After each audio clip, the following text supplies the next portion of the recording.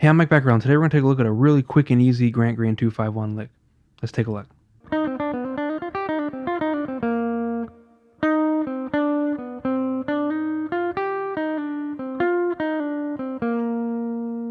So this line goes over a 2-5 in the key of B flat major. So we have C minor 7, F7, and B flat major 7. To start out over the C minor, we start on E flat, which are third, go down to the root, C, and then we jump back to D, which are second, and B natural.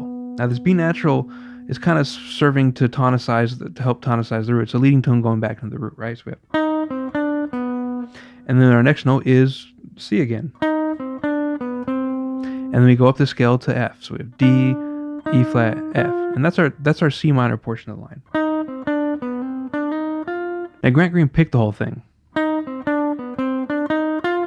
I tend to use some slurs, but that's just the way I play. It's best to kind of find what you think sounds best over each line. So if you want to use slurs like I do, go for it. If you want to use slides, go for it. If you want to pick everything, go for it. Now over the F7, we don't really venture into any crazy territory. We don't play F altered scale or diminish or anything like that. We just really kind of keep in the same exact notes. We just kind of focus on the F part of it now. So our next part, we go up to the G, which is our ninth. And go to E flat, which is our flat 7.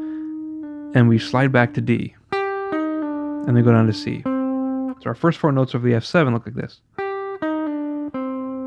And then we jump up to F, E flat, D, C, and we resolve on B flat.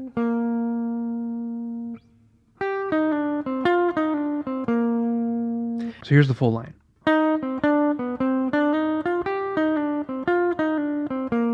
And we resolve down to B flat there.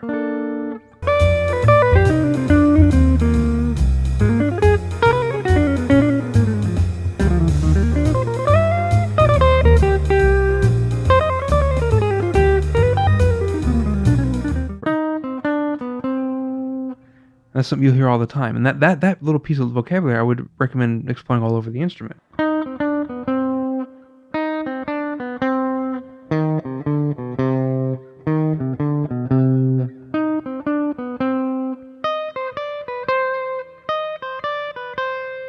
Play that as many spots as you can. And then make your own little variations on that line.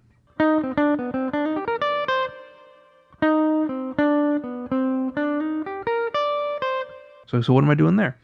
I'm playing this first part. I jump up to D, and then I kind of do this little, which I think Bruce Forman called like a bebop send-off, which I'm going up in E flat triad.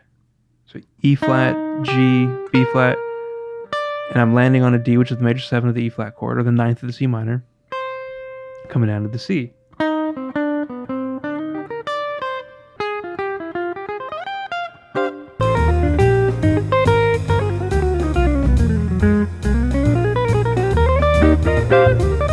As you're exploring this line, take it and make your own variations. I gave you one of mine.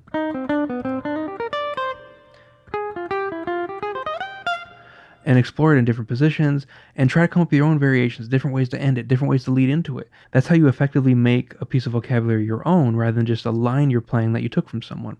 Because we wanted to integrate this into our own vocabulary so we can speak it.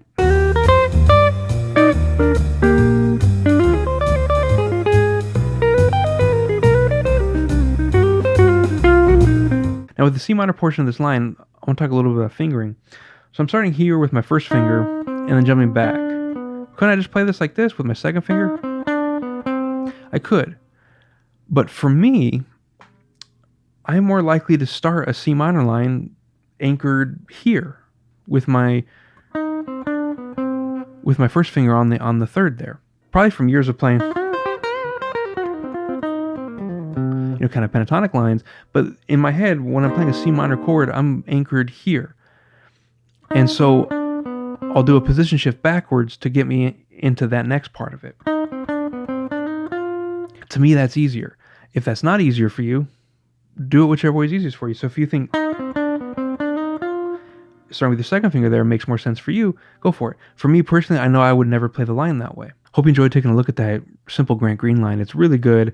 I thought it was great to talk about because it's easy and it's really applicable to a lot of situations without a lot of thought. there's nothing fancy going on. He's playing out of Dorian, and he's kind of playing out of Mixolydian, and then he's resolving to the root. There's nothing fancy going on there. But it's a really great line that outlines the changes exactly the way you want to. And I think everyone should have this under their fingers. So thanks for checking out this lesson. Keep practicing. I'll see you next time.